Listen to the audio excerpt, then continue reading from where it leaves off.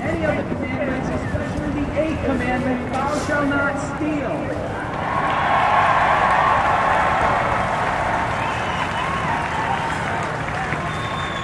And that is exactly what is happening today in our state and in our country.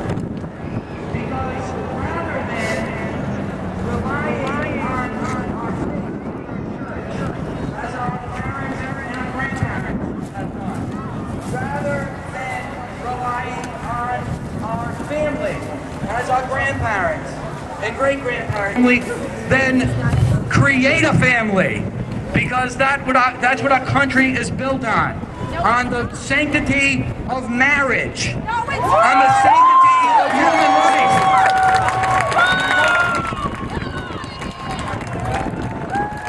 My brothers and sisters, our children are not the enemy. The fetus in the womb is not the enemy. They're our future, and we need to embrace them.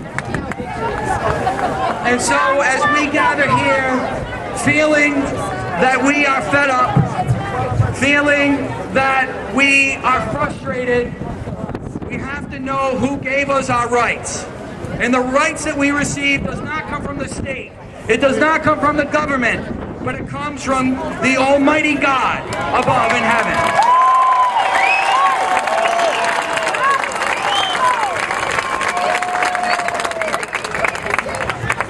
And we believe that if we want to give of our money to the poor and the downtrodden, we have the right to decide which charity we're going to give to, not to pay exorbitant taxes and have custody.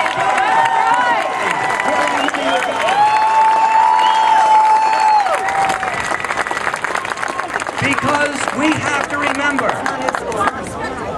that a society as blessed as ours, one that has unfortunately spent, and we deserve to keep a large proportion of the money that we make, and we deserve to donate that money to charity if we so please, and we deserve for that charity to be tax deductible.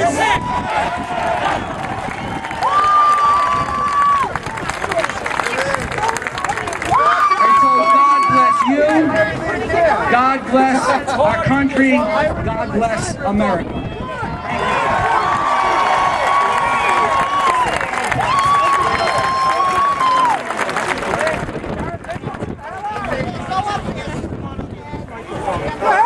ahead, I dare you. Come on, Mr. Big Mouth. You know, it's interesting today that I'm looking around.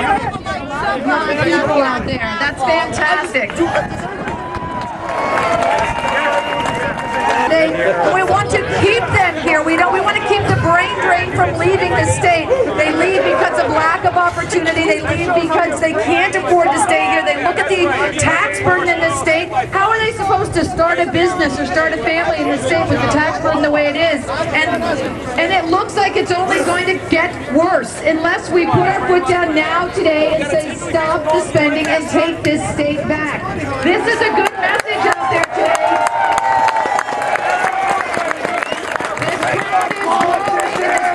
Growing, your voice is growing, and they are paying attention. You don't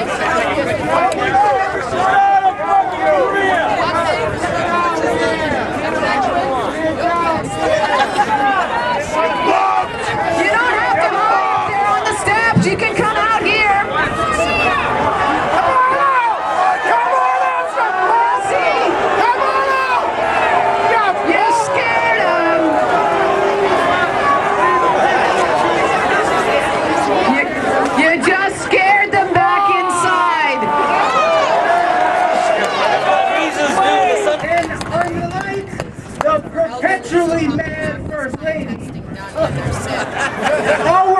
for the country didn't start during the presidential election. You see, when Obama promised hope and change, I thought maybe we would get away from the liberal, worn-out dogmas of tax and spend and tax and spend. I mean, if government spending created economic prosperity, the Soviet Union would be an economic juggernaut, wouldn't it? We'd be flocking to Cuba, not vice versa.